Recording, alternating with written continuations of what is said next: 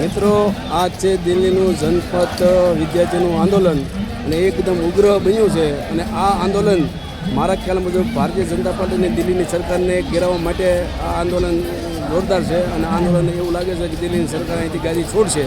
આંદોલન દિલ્હીની સરકારને નીચે પાણીનો રેલો આવી ગયો છે. તમે વિદ્યાર્થીનું આંદોલન જુઓ. અમે અત્યારે આ આંદોલન પાસે ઊભા છીએ ભાઈ. આ બાજુ કરે એટલા બધા થાય.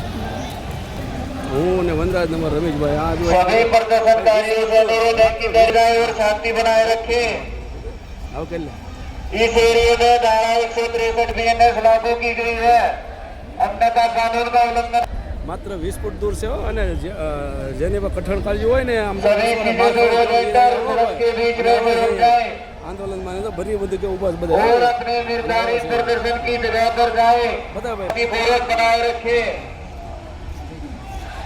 सभी चीजों के वॉलंटियर किसी भी